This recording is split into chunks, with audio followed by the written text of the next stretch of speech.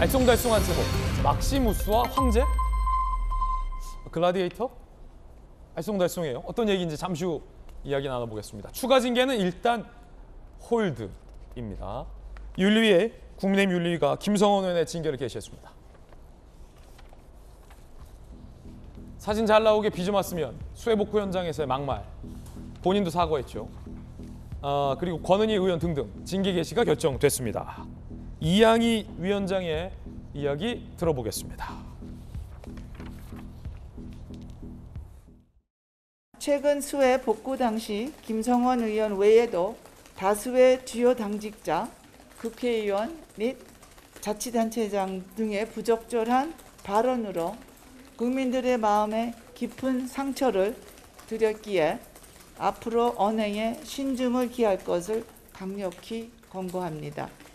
이준석 당원 등에 대한 신고권은 오늘은 논의하지 않기로 네, 오늘은 논의하지 않기로 하였습니다. 네. 굉장히 우리 시간이 많이 걸렸고요. 여러 가지 사유들이 있어서 오늘은 논의하지 않기로 했습니다. 이양희 위원장의 이야기를 들어보니까 일단 어제는 이준석 전 대표에 대한 추가 징계권은 논의하지 않기로 하겠다라고 일단은 보류한 듯한 그런 느낌도 듭니다. 자, 뉴스 속보 하나가 들어와 있습니다. 이준석 전 대표가 신청한 효력정지 가처분 신청에 대해서 서울 남부지법이 다음 주 이후에 결정하겠다라고 입장을 냈습니다. 지난주 후반에도 이번 주에는 안 나온다라고 했는데 다음 주가 됐고 그게 이번 주죠. 그런데 첫째 주, 둘째 주에도 지금 결론 내리지 않겠고 셋째 주로 넘기겠다. 가처분 신청을 하고 나서부터 기준으로. 자, 이런 입장이 나왔는데 이것도 굉장히 좀 이례적인 남부지법의 입장 표명인 것 같아요. 강력경사 출신의 박승물 변호사님. 가처분 인용기가 굉장히 간단한 판단인데 그 판단을 내리는 절차와 고민은 굉장히 좀 깊어지는 것 같아 보이기도 하고 어떻게 보십니까?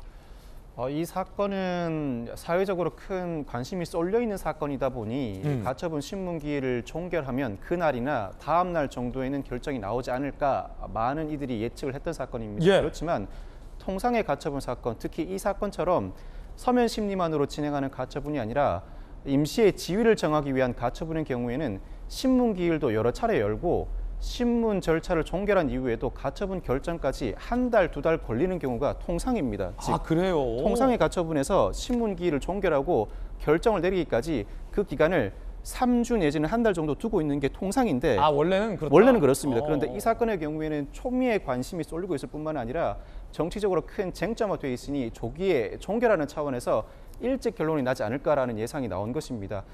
일찍 결론이 나온다면 기각 가능성이 높다는 일각의 주장도 있지만 늦게 나온다고 반드시 인용 가능성이 높아진다고 볼 수는 없을 것 같습니다. 그렇군요. 통상의 가처분의 심리 과정 그리고 양쪽의 주장을 면밀히 들여다보는 과정.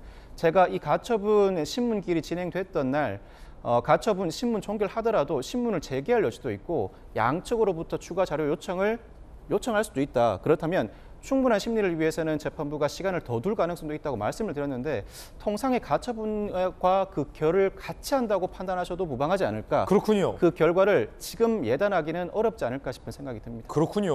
제일 궁금했던 게 이건데 남부지법이 뭘 이렇게 3주까지 끄냐라는 궁금증인데 통상 한 3, 4주 걸린다. 통상이 그렇습니다. 이 사건은 일찍 결론을 내리지 않을까라는 예측이 있었던 것이고. 혹시 남부지법이 결정은 다 내렸는데 네. 또 이렇게 휴가철이기도 하고 또 여론의 향방을 또 샥 그러진 않겠죠? 그렇지는 않지 않을까 싶습니다. 왜냐하면 이 가처분 사건은 신속한 결론이 필요한 사건들이 굉장히 많습니다. 예. 이 사건처럼 임시의 지위를 정하기 위한 가처분은 신문 기일을 열지만 그렇지 않은 가처분의 경우에는 서면 심리만으로 진행하는데 가처분 재판부도 그 수가 적을 뿐만 아니라 접수되는 사건들이 굉장히 많습니다. 결론이 나면 그때그때 바로 선고를 해야 이 사건들을 뺄 수 있지 결론 내려놓고 일부러 선고기일을 늦추는 경우는 재판부에도 상당히 부담이 되지 않을까 싶습니다.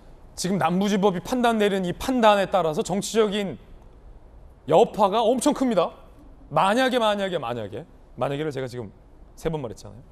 이준석 대표가 신청한 가처분이 인용된다면 남부지법이 인용 땅땅땅 때리면 지금 우리 박정하 대변인을 비롯해서 전주의 비대위원, 주호영 비대위원장 다 효력 정지되는 거예요? 그렇죠. 업무 직무가 정지되는 거예요? 그렇죠. 효력이 정지되는 거예요? 지금 대변인이 아니게 되는 거예요? 만약 인용이 된다면? 그렇게 되면 국민의힘이 항고를 해야겠죠. 가처분 인용 결정에 대해서. 국민의힘이 또 재항고에 들어가고 그 재항고 결정이 나올 때까지는 네, 그렇죠. 지금 비대위가 완전히 멈춰지는 거고 그렇게 되면 이준석 전 대표가 그렇게 싫어했던 권성동 원내대표 체제가 다시 힘이 실리게 되는 거죠. 역설적인 상황인 거고 만약에 남부지법이 이준석 전 대표가 신청한 가처분 신청을 기각한다면 이준석 전 대표가 정치적으로 설 자리는 더욱더 없어지는 거죠. 검찰 출신의 김광삼 변호사님. 남부지법 입장에서는 신중할 수밖에 없겠군요. 아니, 뭐 사안의 중대성 또 더군다나 이제 국민의 관심이 다 집중되어 있잖아요. 그래서 이제 가처분은 종류에 따라서요 신속하게 나오는 경우가 있고 사실 신속하게 하지 않는다 하더라도 뭐 시간적 여유가 있다거나 그러면 이제 좀 시간이 늦춰질 수는 있어요. 하지만 대부분의 가처분 사건은 신문기일도 빨리 정하고요. 본안소송과 달리 결정도 빨리 해주는 게 맞습니다. 그런데 사실 저는 조금 이해하지 않는 측면이 지금 가처분 신문을 하고 가처분에 대한 결정을 내리기 전까지 국민의힘은 지금 당규 당헌에 따라서 절차가 계속 진행되고 있잖아요. 예. 이 권리관계가 굉장히 형성이 되면서 확정이 되고 있단 말이에요. 아, 권리관계가 형성되면서 확정되고 있다. 법률 용어군요. 그렇죠. 근데 가처분은 이 권리관계가 확정되기 전에 정지를 시켜줘서 더 이상 권리관계가 진행이 안 되도록 해서 결과적 혼란을 막기 위한 거예요. 소위 박정아 대변인 임명장이 이미 나왔다. 그 논평도 한 여러 번 쓰고 있다. 그렇죠. 그런데 만약에 인용이 예. 돼버리면 이 모든 행위 자체를 무효로 만들어버리잖아요. 박정아 임명장 무효다. 예. 그래서 만약에 지금 남부지법 재판부에서 인용을 하려는 마음을 가지고 이렇게 시간을 끌었다고 한다면 그건 재판부 책임이 굉장히 커요. 그건 잘못하고 있는 거예요. 분명하게. 오. 말씀드릴 수 있는 거고. 또 기각을 전제로 해서 한다고 한다면 사실은 기각을 해버리면 이제까지 국민의힘에서 형성됐던 권리강요랄지 행위 자체가 다 정당화 돼버리잖아요. 그렇죠. 그러면 사실 파장이 별로 없죠. 임명장은 유효한 거죠. 그렇죠. 그래서 저는 이제 개인적으로 볼 때 이게 사안이 너무 중대하고 국민들의 관심이 많으니까 기각을 하든 인용을 하든 간에 일반적으로 가처분 사건에서는 이유를 설치를 자세히 하지 않아요. 근데 이 사건은 자세히 설치해줘야지 국민이 이해를 하고 국민의힘이 이해를 하고 야당이 이해할 거 아니에요. 법원이 그 결정에 대해서 이유를 좀 상세하게 얘기해 줘야 된다. 그렇죠. 법리관계에 있어서 논리적이고 이해할 수 있을 정도에 가기 때문에 이제 그 부분에 대해서 고심을 하고 있다. 아. 그래서 저는 뭐 개인적으로 볼 때는 기각의 가능성이 굉장히 농후하다 이렇게 보고요. 예. 만약에 인용을 하는 게 된다고 한다면 이건 어떤 그 기간 자체에서 보면 재판부에서 빨리 예. 인용을 해주는 게 맞는데 예. 굉장히 재판의 결과를 방기를 했다. 그래서 재판부의 책임이 논란에서 자유로울 수 없다. 저는 그렇게 봅니다. 예, 김광삼 변호사님의 의견이었습니다. 굉장히 그러니까 법률적으로 우리 네 분 패널에 오늘 굉장히 고급진 논평들 전해드리고 있습니다. 그런가 하면 박정아 의원님, 네. 주호영 비대위원장은 이준석 전 대표가 신청한 가처분 기각될 것 자신했어요. 네네네. 그 비대위 체제에 굉장히 중요한 한 퍼즐을 맡고 계시잖아요. 뭐 우리 전주의 비대위원도 마찬가지고 박정아 비대위 대변인이시기 때문에 예, 조력자 그냥. 조력자. 네, 네. 어떻게 되리라고 보십니까?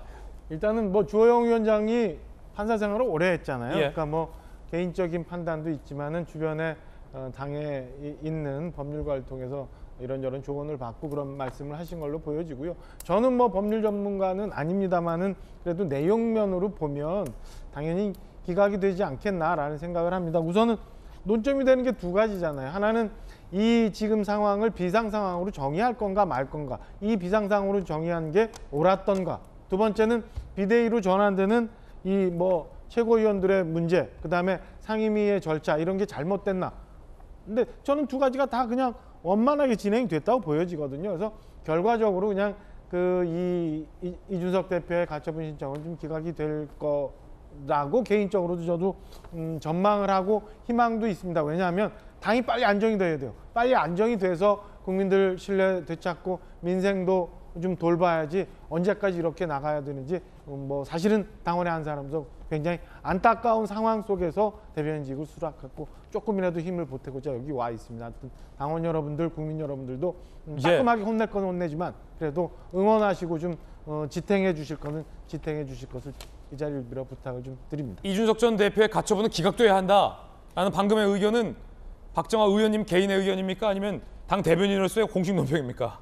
아니 당연히 뭐 이게 법률에 재판부가 판단하시는 문제이기 때문에 저는 뭐 개인적인 의견을 희망을 섞어서 얘기를 하고 있습니다. 알겠습니다.